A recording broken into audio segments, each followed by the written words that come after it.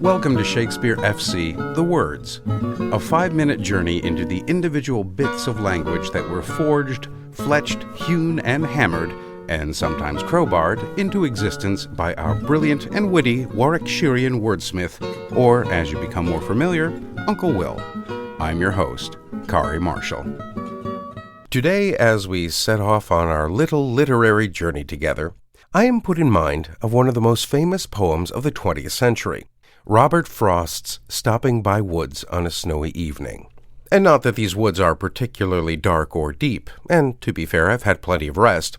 It is just one particular rather innocuous line that, shall we call him Pop Frost? Too much? Anyway, Robert F. would owe to our very own Uncle William. My little horse must think it queer to stop without a farmhouse near.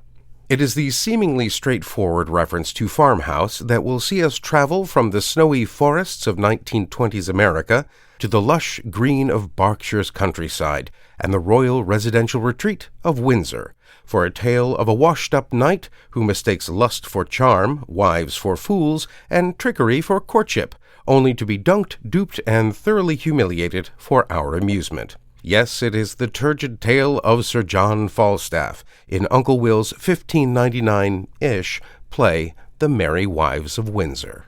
Sir John, ever deluded about his own appeal, hatches a scheme to seduce Mistress Ford and Mistress Page, believing their husband's wealth will conveniently flow into his increasingly empty purse. The two clever wives, however, seeing through his ploy, decide to play along for sport and revenge. In Act 2, Scene 3, we find our little trip to said farmhouse in an exchange between the host of the Garter Inn, a rather lively, boisterous, and quick-witted fellow who thrives on mischief and merriment, and Dr. Caius, a quick-tempered French physician who has recently moved to Windsor and who is rather enamored with Mistress Page, and is currently rather upset that the local clergyman, Sir Hugh Evans, has failed to show up for their duel over the suitorship of Mistress Page. Go about the fields with me through Frogmore. I will bring thee where Mistress Anne Page is, at a farmhouse a-feasting, and thou shalt woo her. Cried Games, said I will. By God, me, thank you for that. By God, I love you. On an interesting side note, the word house derived from the Old English hus, meaning a shelter, and later a fixed dwelling, which in turn comes from the Proto-Germanic husen, and was in obvious common usage in William's time. It was also around this time that it would be added to various different places of gathering, such as a playhouse, an alehouse, or a place of business for practitioners of the oldest profession. The word farm has been in use since around the 12th century in relation to a fixed payment or a fixed rental, which came from the Old French ferme, meaning a rent or lease, and moved through the medieval Latin firma into Standard Latin firmare, meaning to fix, strengthen, or confirm.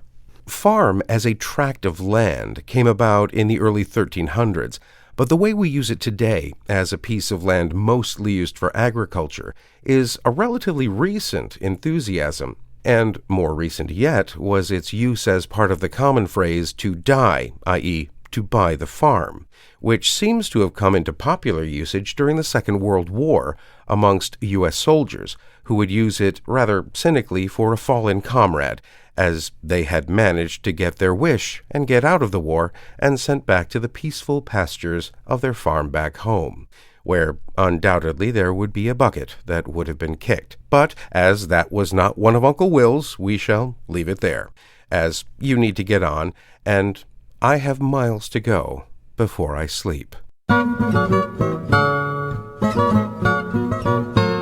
Well, alas and alack, my friends, that is all we have time for.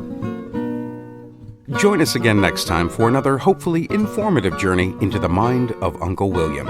I'm Kari Marshall. Farewell until next time.